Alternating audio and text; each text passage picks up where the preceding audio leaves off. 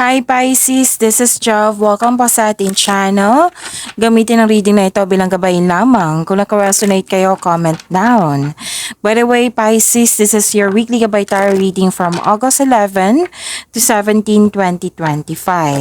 Tandaan, ito ay general reading po. Kunin nyo lang po kung ano ang naka-resonate sa iyo. This is for you, Pisces.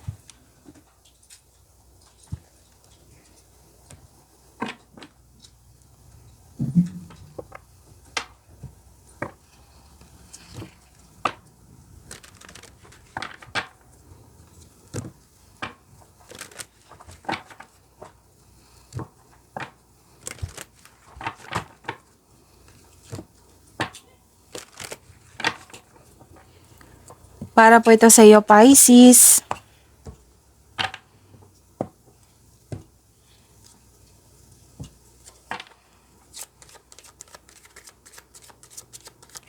Maraming salamat po sa inyong patuloy na suporta sa mga nag-donate. Sa mga hindi nag-skip ng ads, maraming salamat po. Sa mga hindi pa nag-subscribe, subscribe na po kayo at click bell notification para malaman nyo na may bago tayong video. Para sa mga gustong magpa-reading, comment po kayo ng personal reading. Again, comment kayo ng personal reading and check ma-reply sa comment section.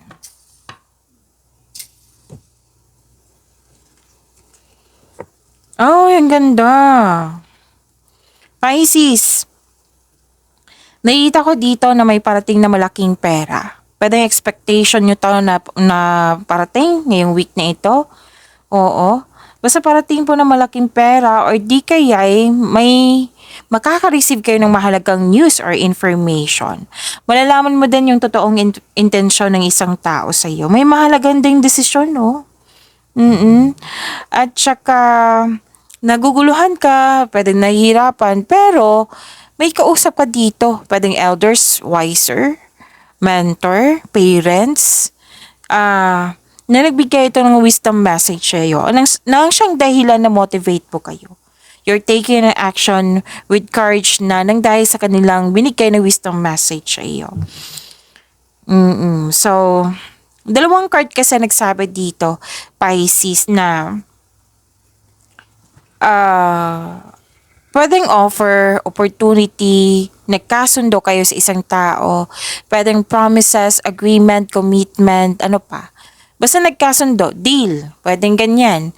May nakita rin akong signing of contract dito, Pisces. Tapos, may nakita rin ako ditong, anong tawag dito? Bagong pasok sa relasyon or bagong connection. Okay? Pwedeng business partnership to. Pwede din, relasyon talaga to. May nakita rin ako ditong nag-uusap tungkol sa marriage contract. May nakita rin ako ditong may ikakasal, kasal, anong tawag dito? Proposal, engagement. Basta nag-cooperate yung isang tao, nagtutulungan kayong dalawa. Pwede din nagkabalikan, togetherness, yan.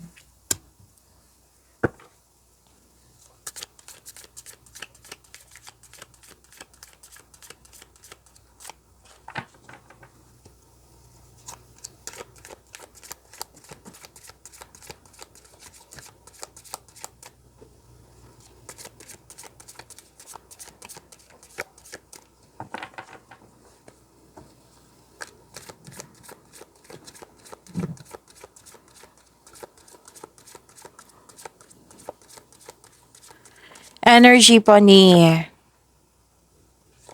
Pisces.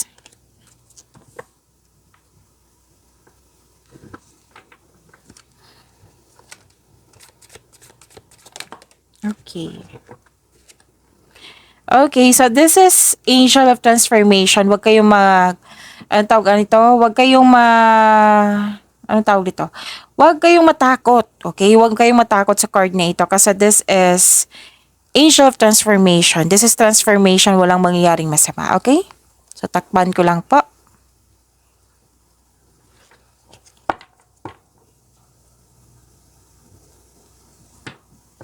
Okay.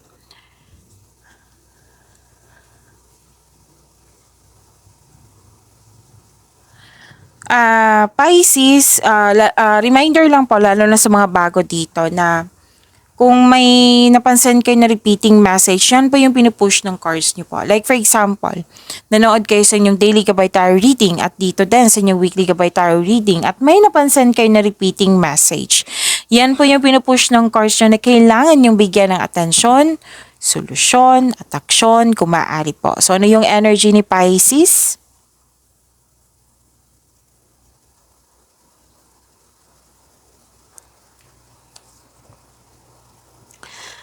Okay, and this is new beginning. Actually, this is new beginning and this is also new beginning. Itong dalawang card na ito is new beginning, transformation. Okay, tinakpan ko lang po kasi baka ma-distract kayo sa nakasulat.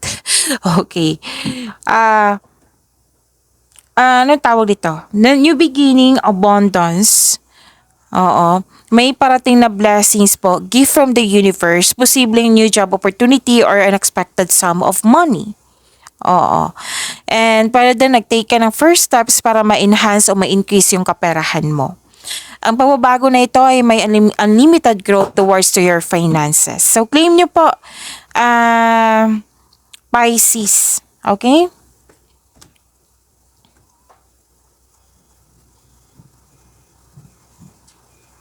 Okay. May dito magkarelasyon, may planong mag-level up. Pwede talagang kasalan to. Or pamanhikan or anong tawag dito, live-in. Okay? May planong magbukod. Okay? So, nag-clarify po siya dito at dito rin. Oo. Or di kaya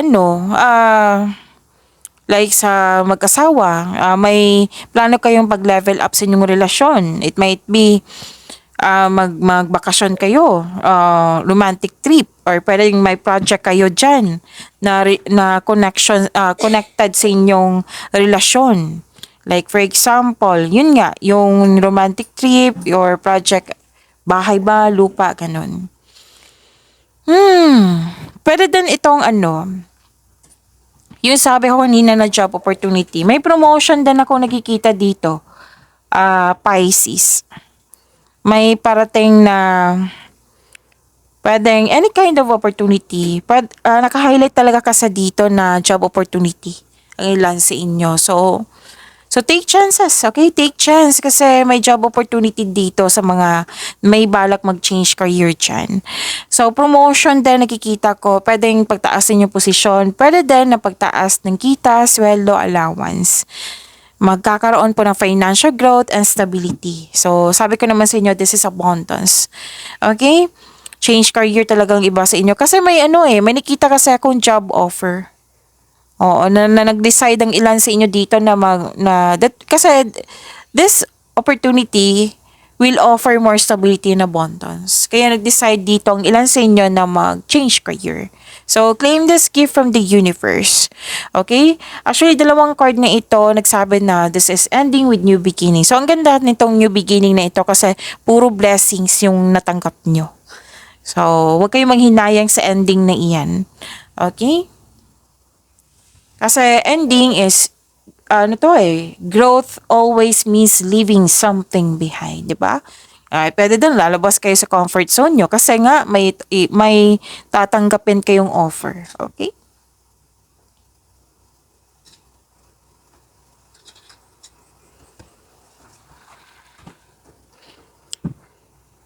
Yung sabi ko kanina sa inyo na transformation.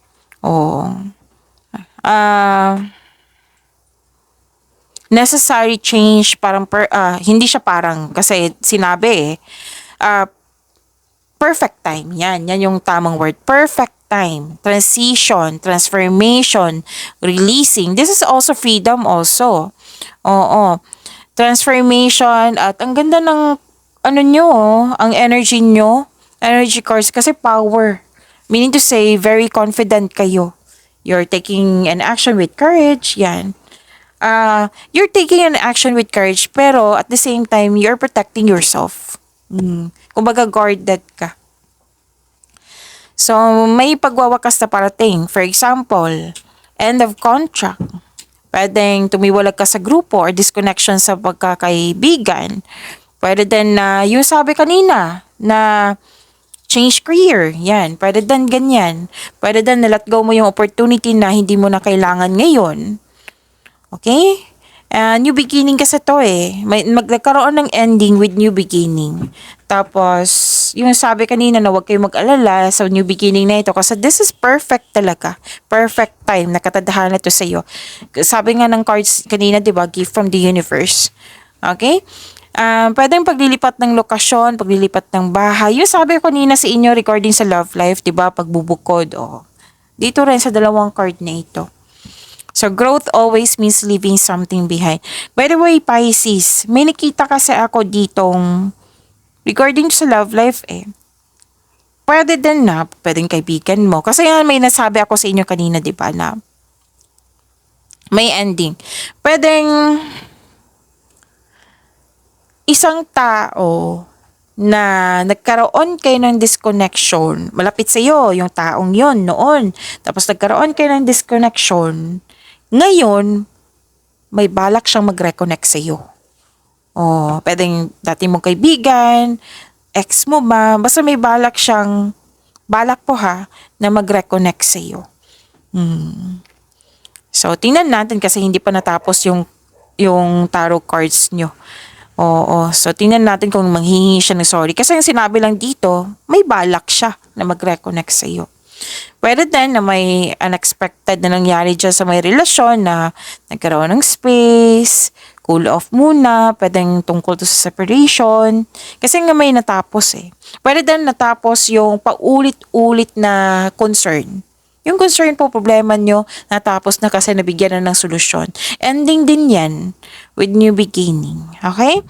And ang ilan din sa inyo may balak itigil yung negosyo kasi may susubukan kayong ibang negosyo na naka-align sa passion mo. Kung may tough time kayo sa money, ang sabi ng card dito, magkakaroon siya ng improvement sa inyong kaperahan. Money matters will improve. So, hold tight, kapit lang po. Diba? Ang ganda. So, andito po si Angel of Transformation. Tingnan nyo. Oh, Angel of Transformation yan ha. So let us say the power affirmation to attract more blessings. Let us say the power affirmation. Anong number nito? Okay. Okay.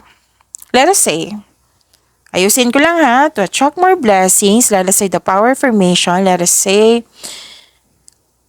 I embrace change and new beginnings. Again, I embrace change and new beginnings.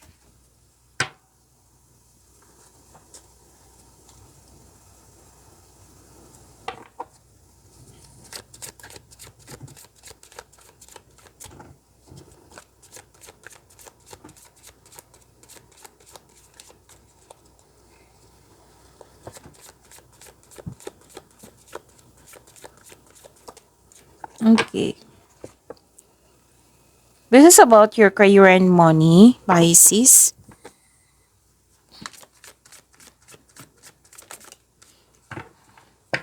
Nag-overthink pa kayo? Tumatalon yung cards nyo. Oh, andito sa Angel of Success. Move lang natin, ayos lang natin. Saglit lang po. Okay, sa career and money nyo po.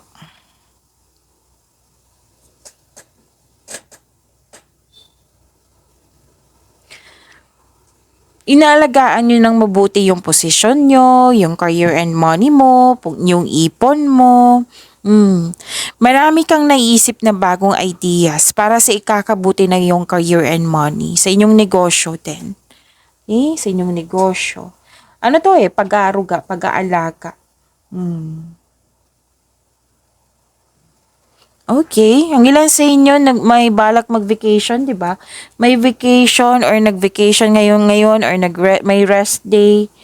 May nakita ko dito nag-spend time sa bahay. Nag-enjoy sa home decoration or sa renovation ng bahay.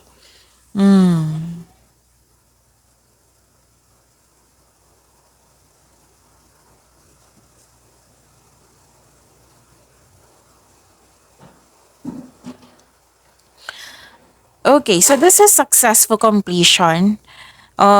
You're reaping rewards. Nagkaroon ng accomplishment. This is perfection. This is the second card na nagsabi dito na may word dito eh. Perfect situation. This is the perfect timing. Perfect situation. Perfect time. At may nakita ko ditong recognition also. Perfect situation. Maaring may parating ng gantimpala or positibong resulta sa inyong mga ginagawa. Panalo ka dito eh. Actually, this is completion, di ba? Sabi ko kanina. Celebrate your wins, celebrate your success, and acknowledge how far you've come. And you are now ready to begin a new journey. Okay. Dalawang card kasi nagsabi dito na may natapos kayong construction ng dream house mo, construction ng, it might be, nagpapagawa kayo, nagpapaayos kayo dyan sa inyong negosyo. Basta may ano dito, natapos na. Pwedeng proyekto, pwedeng construction ng dream house mo, or yung structure. So, panalo ka dito, celebrate your success, kumbaga sabi ng card nyo po. And everything you have worked for is coming together. And I consider this is harvest time. Kasi sinabi ng card dito, lahat ng mga pagiging productive mo sa araw-araw, may resulta eh, may magandang resulta. So I believe, I consider this harvest time. So everything you have worked for is coming together. May nag-celebrate po ng anniversary. Di ba may sabi ako kanina, may celebration for success, completion. Pwedeng nabuo na yung project mo or may natapos ka. May na-achieve din kayo dito ang ilan sa inyo anniversary. And may matatanggap kayo ng rewards or recognition for a job well done. Di ba? Ang ganda. Pisces. So may nakita another card na nagsabi dito na may promotion. Naulit na naman. So, sabi ko naman sa inyo before tayo nag-read ng tarot cards na kung may naulit na mensahe, yan yung pinupush ng cards sa inyo. So, pay attention, no? May promotion po dito. So, in-explain ko na, di ba? Pwedeng pagtaas ng kita, sweldo, allowance, or sa inyong posisyon. At makakatanggap ka din ng positive review. Sa mga ginagawa nyo, napansin. Kasi recognition napansin ng mga tao. So, magkakatanggap ka ng positive review. So, this is Angel of Success. You deserve this success. This is the perfect time to celebrate your success, Pisces. So, andito po si Angel of Success to attract more blessings. Let us say the power affirmation. Let's say, I am blessed with health, wealth, and love. Again, I am blessed with health, wealth, and love.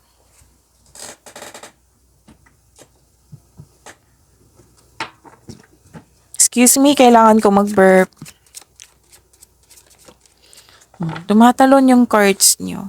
Andito po si Angel of Blessings.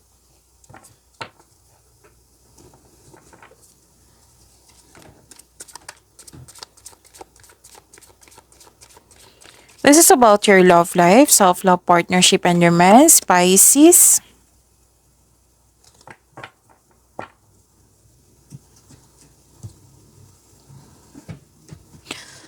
Okay.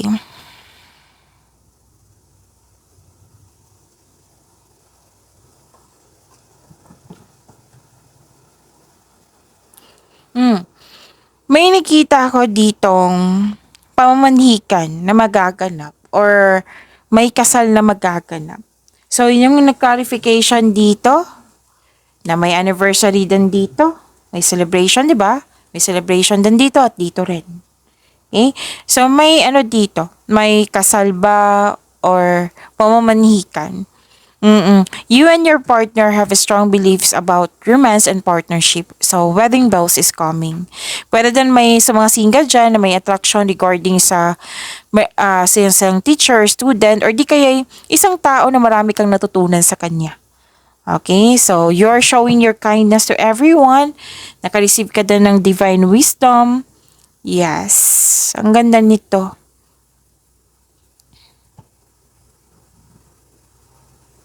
So, andito po si Angel of Blessings. So, attract more blessings. Let us say the power affirmation. Let us say, I will listen to my inner voice and I trust my angels. Again, I will listen to my inner voice and I trust my angels.